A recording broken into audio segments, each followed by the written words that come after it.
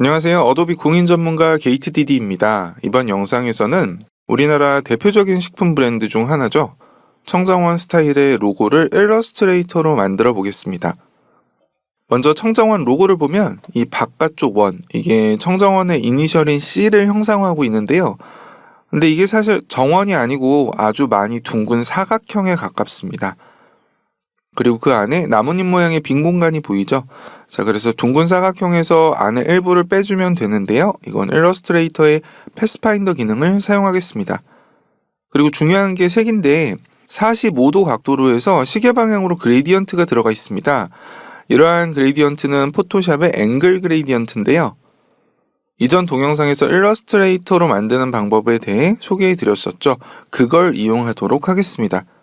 그럼 한번 만들어 볼까요? 먼저 A4 사이즈로 새 문서를 엽니다.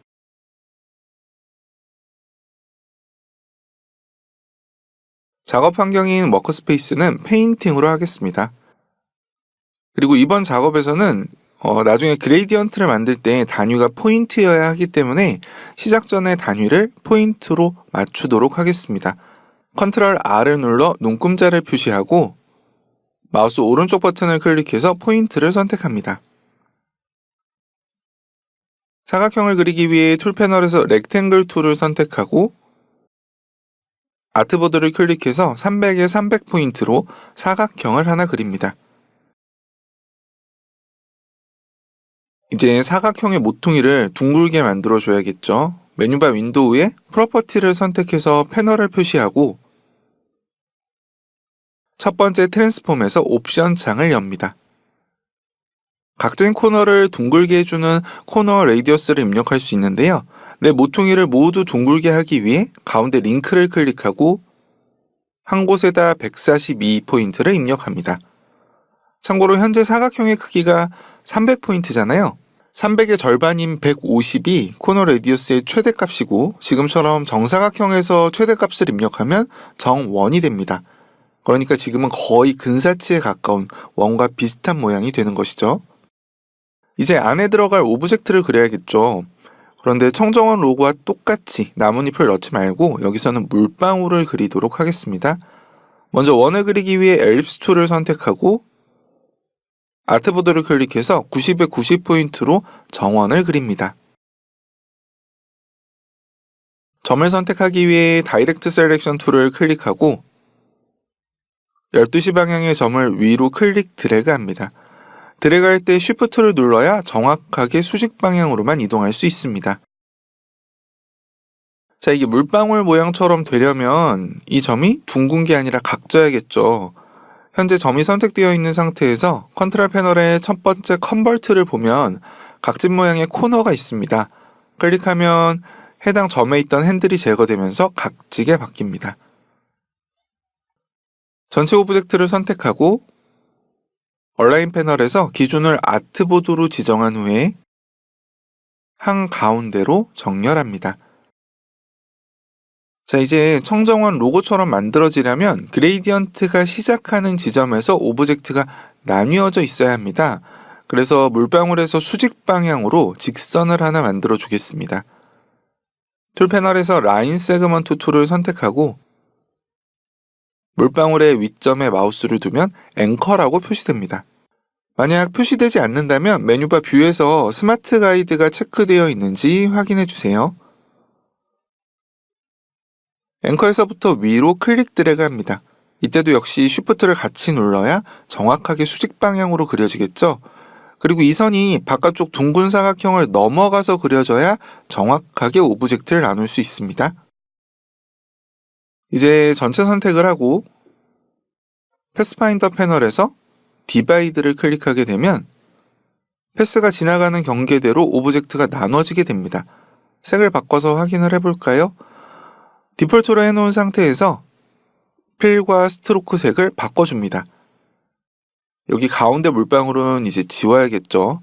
셀렉션 툴로 선택해보면 현재 오브젝트가 그룹으로 묶여 있다는 걸 알 수 있는데요. 더블 클릭하면 격리 모드로 변경돼서 그룹 안쪽으로 들어갈 수 있습니다. 이제 가운데 물방울 오브젝트를 선택해서 딜리트로 삭제합니다. 그리고 다시 빈 공간을 더블 클릭하게 되면 격리 모드를 해제할 수 있습니다. 스트로크도 색은 필요 없기 때문에 빼도록 하겠습니다. 이제 일러스트레이터에서 앵글 그레이디언트를 만들어야겠네요. 사각형을 그리기 위해 렉탱글 툴을 선택하고 아트보드를 클릭합니다. 그리고 앞서 그렸던 것과 같은 크기인 300에 300포인트로 사각형을 그리겠습니다.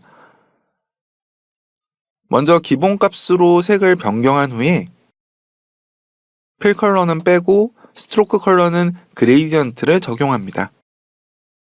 컨트롤 패널에서 스트로크를 클릭해 패널을 열고 선 두께 300포인트에 얼라인 스트로크는 센터로 설정합니다. 그레이디언트 패널에서 스트로크 옵션을 두 번째 얼롱 스트로크로 설정하게 되면 포토샵의 앵글 그레이디언트처럼 만들 수 있습니다. 기존 오브젝트의 방향과 맞추기 위해 사각형을 선택하고 회전시킵니다. 이때도 역시 쉬프트를 누르면 정확하게 45도씩 회전시킬 수 있습니다. 이제 그레이디언트 색을 변경해야겠죠. 그레이디언트 패널에서 시작색의 슬라이더를 더블 클릭합니다. 왼쪽에 세 가지 버튼을 이용해서 컬러나 스와치 패널 혹은 아이드로퍼 툴을 사용할 수 있는데요. 여기서는 두 번째 스와치 패널을 이용해서 색을 설정하겠습니다. 그레이디언트의 끝색도 같은 방법으로 설정하면 되겠죠. 자, 그런데 청정원 로고를 보면 푸른색에서 노란색으로 점차적으로 변하긴 하지만 노란색의 영역이 훨씬 작은 것을 볼 수 있습니다. 그래서 그레이디언트 패널의 가운데 슬라이더를 왼쪽으로 이동해서 로케이션을 한 15% 정도로 설정해주면 그레이디언트에서 색이 차지하는 비중을 조정할 수 있겠죠. 이제 그레이디언트가 제일 뒤로 가야 마스크를 적용할 수 있는데요.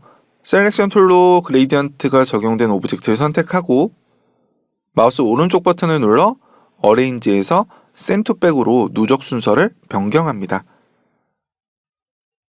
그리고 얼라인 패널에서 아트보드를 기준으로 가운데 정렬해 줍니다. 마지막으로 전체 오브젝트를 선택하고 메뉴바 오브젝트에 클리핑 마스크 그리고 메이크를 선택하면 완성할 수 있습니다. 이번 영상에서는 패스파인더와 그레이디언트 그리고 클리핑 마스크를 이용해서 로고를 만들어 봤습니다.